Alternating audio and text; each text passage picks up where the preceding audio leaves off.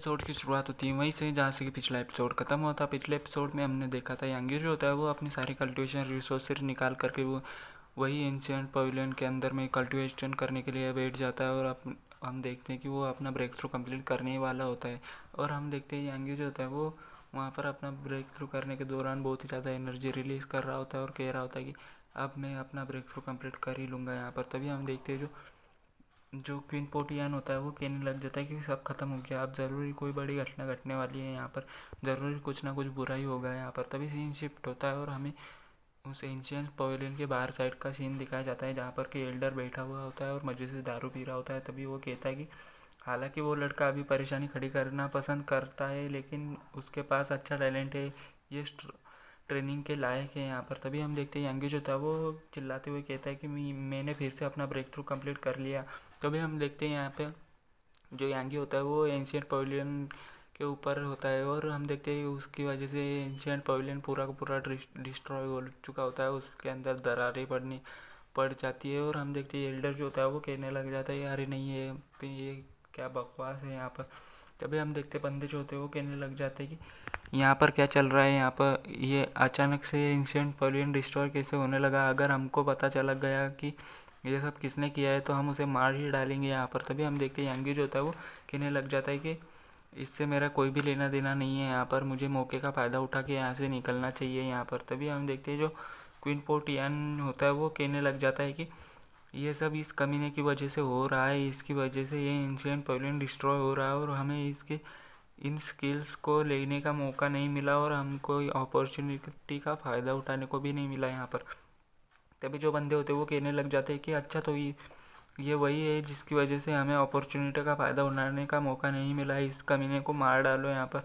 तभी यांगी जो था वो कहने लग जाता है कि अब सब खत्म हो गया, मैं तो एक्सपोज हो गया यहाँ पर।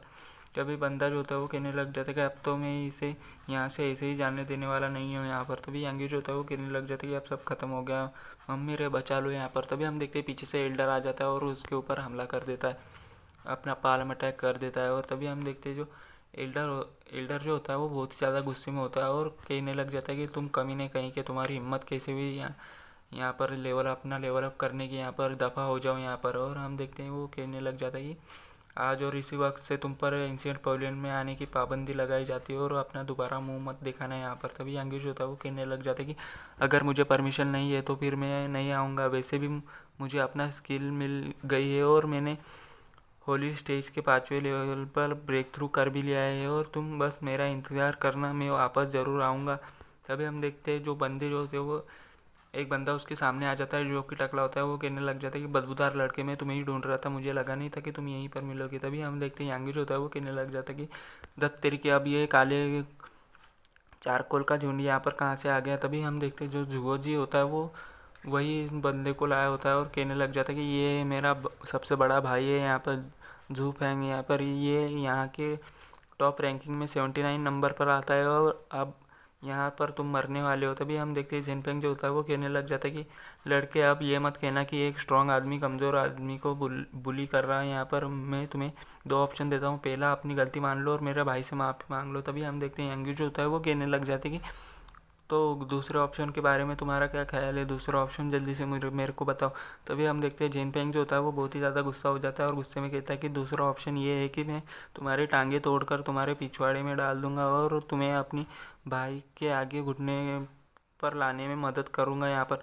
तभी हम देखते हैं यांगी जो होता है वो कहने लग जाता है कि तो फिर मैं अब तीसरा ऑप्शन चूज़ करूँगा यहाँ पर। तभी यांगी जो होता है वो बहुत ही गुस्से में उस सबको देख रहा होता है।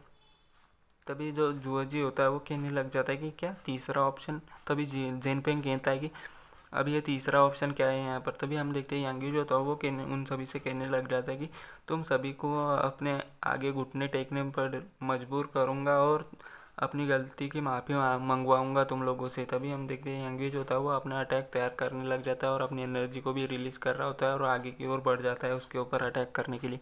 तभी हम देखते हैं जुओजी होता है वो कहने लग जाता है कि क्या बकवास है, ये लोंडा पागल हो गया है क्या, ये लोंडा सच में बेवकूफ़ है यहाँ पर। तभी जिनपिंग जो होता है वो बहुत ही ज़्यादा गुस्से में आ जाता है और कहने लग जाता है कि जबकि तुम मरना ही चाहते हो तो मैं तुम्हारी ये ख्वाहिश पूरी कर ही दूंगा यहाँ पर। और हम देखते हैं जो जिनपिंग होता है वो बहुत ही ज़्यादा गुस्से में होता है, वो भी अपनी एनर्जी रिलीज़ करने लग जाता है और अपने अटैक को तैयार कर लेता है। और हम देखते हैं यांगी और जो जिनपिंग होता है वो दोनों भी अपने अटैक लेकर के आगे की ओर बढ़ने लग जाते हैं। तभी तभी जब दोनों के अटैक तैयार हो जाते हैं और एक दूसरे के ऊपर करने के लिए आगे की ओर बढ़ जाते हैं, तभी बंदे जो होते हैं वो कहने लग जाते हैं कि ये बात यहाँ पर अब ये इस लड़के को असली मज़ा आएगा। तभी हम देखते हैं यांग तभी हम देखते हैं यांगी जो होता है वो कहने लग जाता है कि मैं तो बस तुम्हारा इस्तेमाल कर रहा हूँ अपनी नई कॉम्बैट स्किल को टेस्ट करने के लिए।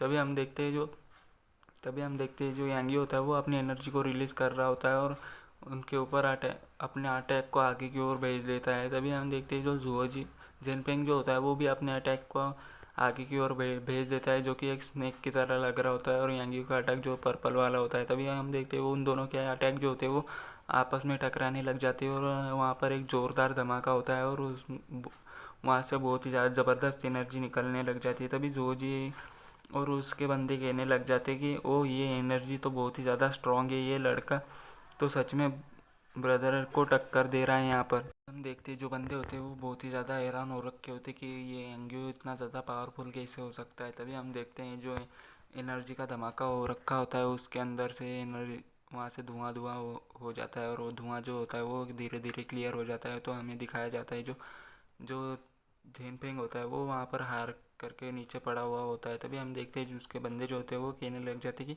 क्या क्या ये सच में हमारे बॉस हैं यहाँ पर, ये ऐसा कैसे हो सकता है, ये कैसे हार सकते हैं यहाँ पर। तभी यांगी जो होता है वो कहने लग जाता है कि कीड़े कहीं के यहाँ पर बेवकूफ़, और मन में कहने लग जाता है कि इससे पता चलता है कि ऐसे बेवकूफ़ों की कुटाई करने में कितना मज़ा आता है यहाँ पर, और इनकी कुटाई करने के बाद में कितनी अच्छी फील आती है।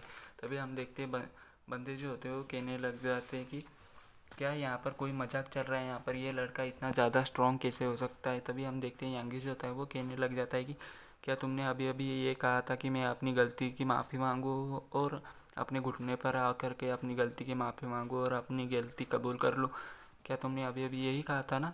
तभी हम देखते हैं यांगी जो होता है वो उन सभी के और गुस्से से देख रहा होता है। तभी हम बंदे जो होते हैं वो अपने घुटने पे आकर के उससे माफ़ी मांग रहे होते हैं और कह रहे होते हैं कि सॉरी सॉरी प्लीज़ हमको माफ़ कर दो, आगे से हम ऐसा कभी नहीं करेंगे, यहाँ पर हमसे ऐसी गलती कभी नहीं होगी। तभी हम देखते हैं यांगी जो होता है वो कहने लग जाता है कि चलो अब यहाँ से दफ़ा हो जाओ और अपना मुंह दोबारा कभी मत दिखाना और मेरे सामने कभी मत आना यहाँ पर। तभी हम देखते हैं यांगी जो होता है वो तभी हम देखते हैं जुओ जी जो होता है वो भागने की कोशिश कर रहा होता है और वो कह रहा होता है कि जल्दी से यहाँ से भागो, ये नया आया हुआ लड़का बहुत ही ज़्यादा खतरनाक है यहाँ पर, मुझे इस मौके का फ़ायदा जल्द से जल्द उठाना पड़ेगा। तभी हम देखते हैं यांगी जो होता है वो उसको पीछे से पकड़ लेता है और कहने लग जाता है कि अरे तुम कहाँ जा रहे हो, क्या मैंने तुम्हें यहाँ से जाने के लिए कहा था यहाँ पर। तभी हम देखते हैं जो जुओजी होता है वो पीछे की ओर मुड़ करके देखता है कि ब्रिक ब्रदर तुम मेरे साथ क्या करना चाहते हो यहाँ पर, मुझे छोड़ दो यहाँ पर। और इसी के साथ हमारा एपिसोड यहीं पे ख़त्म होता है, और एपिसोड ख़त्म तो वीडियो भी ख़त्म। तो मिलते हैं किसी नेक्स्ट वीडियो में, बाय बाय।